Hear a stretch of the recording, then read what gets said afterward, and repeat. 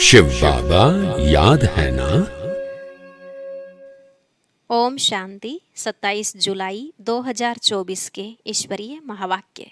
पहले सुनते हैं मुरली के मुख्य पॉइंट्स। बाबा ने कहा, अभी तुम बच्चे डबल कमाई कर रहे हो।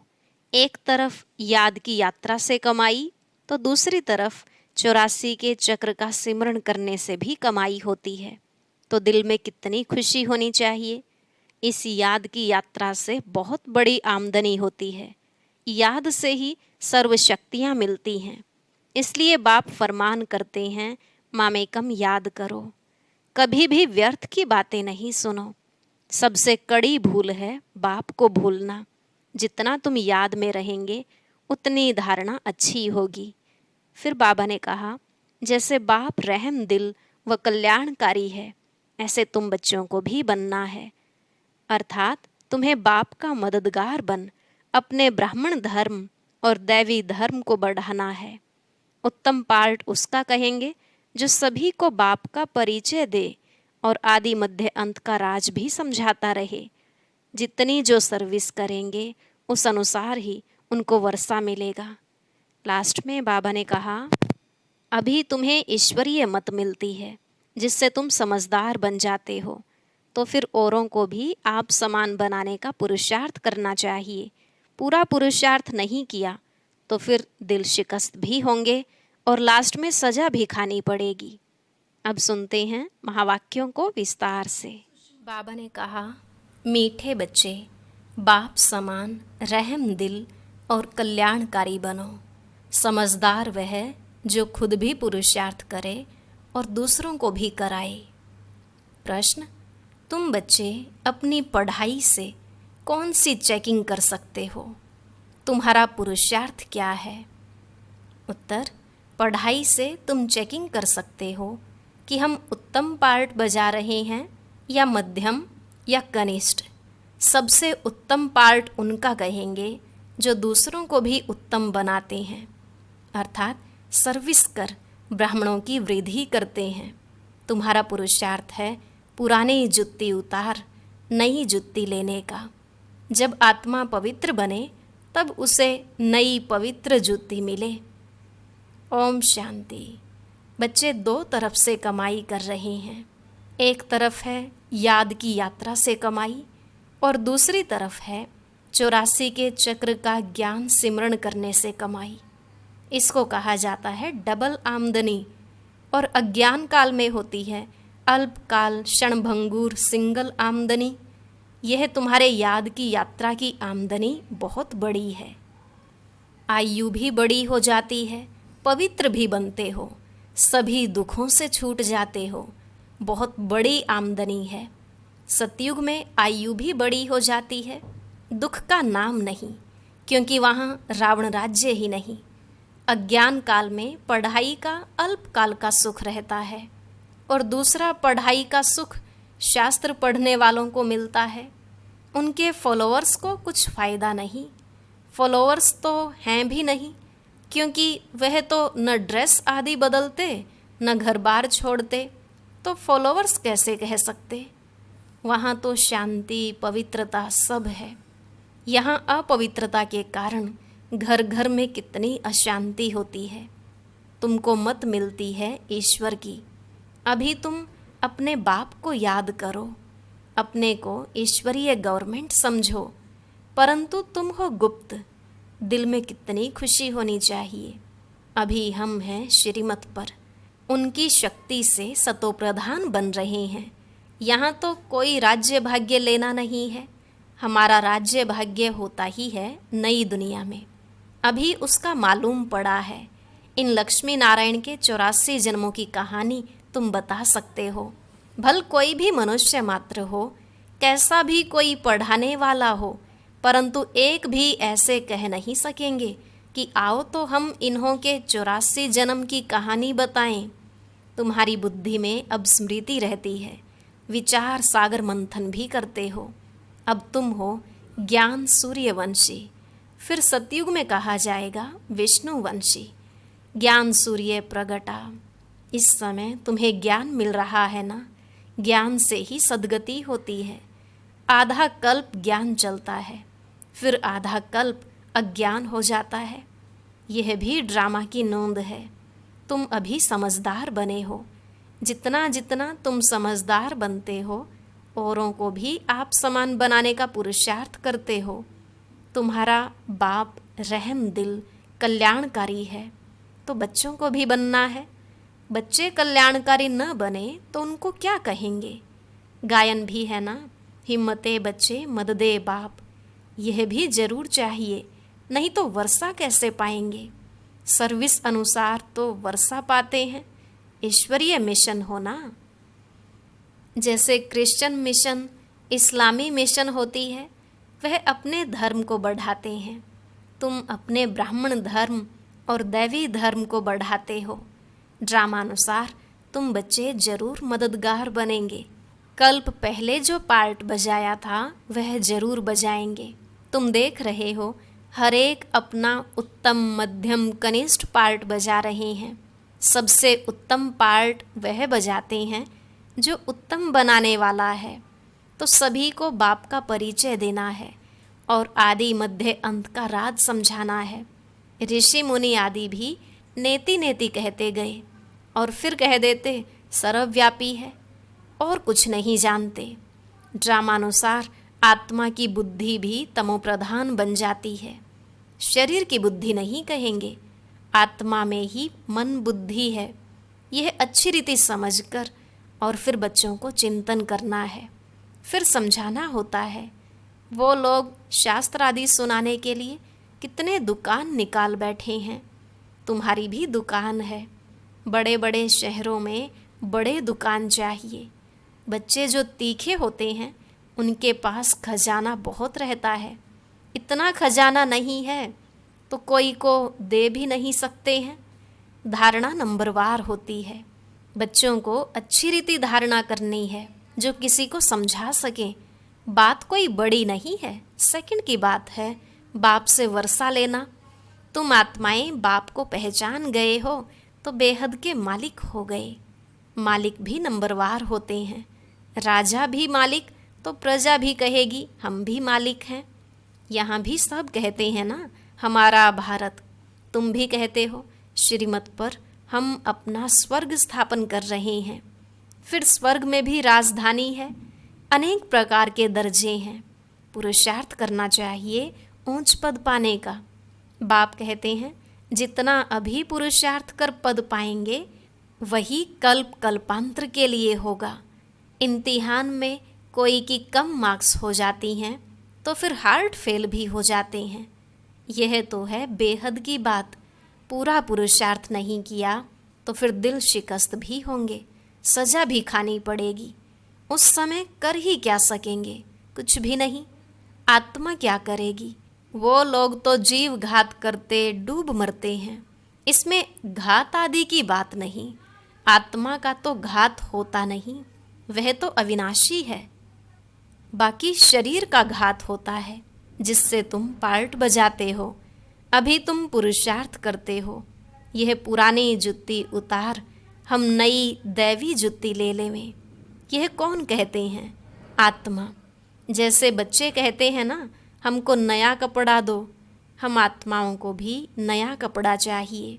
बाप कहते हैं तुम्हारी आत्मा नई बने तो शरीर भी नया चाहिए, तब शोभा है। आत्मा के पवित्र होने से 5 तत्व भी नए बन जाते हैं। 5 तत्वों का ही शरीर बनता है। जब आत्मा सतो प्रधान है तो शरीर भी सतो प्रधान मिलता है।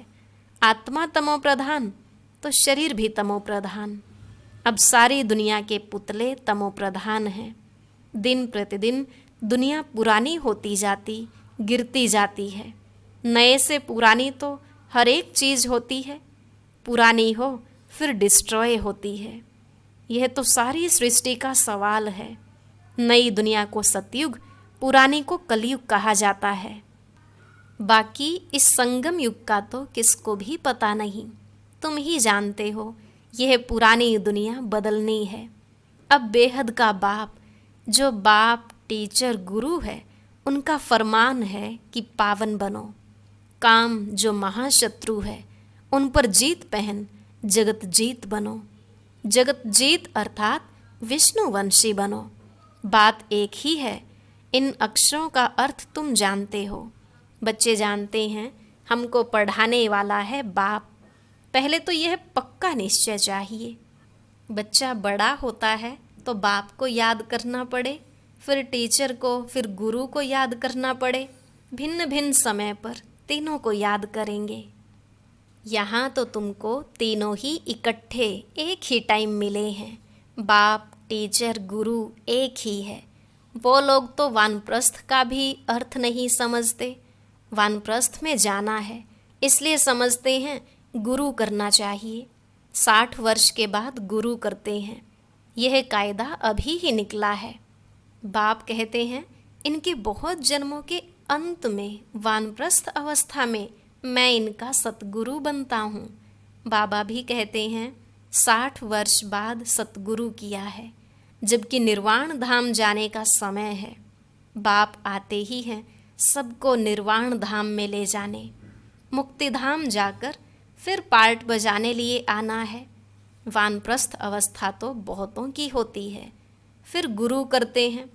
आजकल तो छोटा बच्चा हुआ उनको भी गुरु करा देते हैं, फिर गुरु को दक्षिणा मिल जाएगी। क्रिश्चियन लोग क्रिश्चियनाइज कराने गोद में जाकर देते हैं, परंतु वह कोई निर्वाण धाम में जाते नहीं। यह सब राज बाप समझाते हैं। ईश्वर का अंत तो ईश्वर ही बताएंगे, शुरू से लेकर बतलाते आए हैं। अपना अंत भी देते हैं और सृष्टि का ज्ञान भी देते हैं। ईश्वर खुद आकर आदि सनातन देवी देवता अर्थात स्वर्ग की स्थापना करते हैं। इनका नाम भारत ही चला आता है। गीता में सिर्फ श्री कृष्ण का नाम डाल कितना रोला कर दिया है। यह भी ड्रामा है, हार और जीत का खेल है। इसमें हार जीत कैसे होती है यह बाप बिगर तो कोई बता ना सके। यह लक्ष्मी नारायण भी नहीं जानते कि हमको फिर हार खानी है। यह तो सिर्फ तुम ब्राह्मण ही जानते हो, शूद्र भी नहीं जानते। बाप ही आकर तुमको ब्राह्मण से देवता बनाते हैं। हमसों का अर्थ बिल्कुल अलग है, ओम का अर्थ अलग है। मनुष्य तो बिगर अर्थ जो आया वह कह देते हैं। अभी तुम जानते हो कि कैसे नीचे गिरते हैं फिर चढ़ते हैं। यह ज्ञान अभी तुम बच्चों को मिलता है। ड्रामानुसार फिर कल्प बाद बाप ही आकर बताएंगे। जो भी धर्म स्थापक हैं वह आकर फिर अपना धर्म अपने समय पर स्थापन करेंगे। नंबरवार पुरुषार्थ अनुसार ही कहेंगे। नंबरवार समय अनुसार आकर अपना अपना धर्म स्थापन करते हैं। यह एक बाप ही समझाते हैं। मैं कैसे ब्राह्मण फिर सूर्यवंशी चंद्रवंशी डायनेस्टी स्थापन करता हूँ। अभी तुम हो ज्ञान सूर्यवंशी, जो फिर विष्णुवंशी बनते हो। अक्षर बड़ी खबरदारी से लिखने होते हैं, जो कोई भूल न निकाले। तुम जानते हो यह ज्ञान का एक एक महावाक्य रत्न हीरे हैं। बच्चों में समझाने की बहुत रिफाइननेस चाहिए। कोई अक्षर भूल से निकल जाए तो फट से राइट कर समझाना चाहिए। सबसे कड़ी भूल है बाप को भूलना। बाप फरमान करते हैं मामेकम याद करो, यह भूलना नहीं चाहिए। बाप कहते हैं तुम बहुत पुराने आशिक हो, तुम सब आशिकों का एक माशूक है। वह तो एक दो की शक्ल पर आशिक माशूक होते हैं, यहाँ तो माशूक है एक। वह एक कितने आशिकों को याद करेंगे।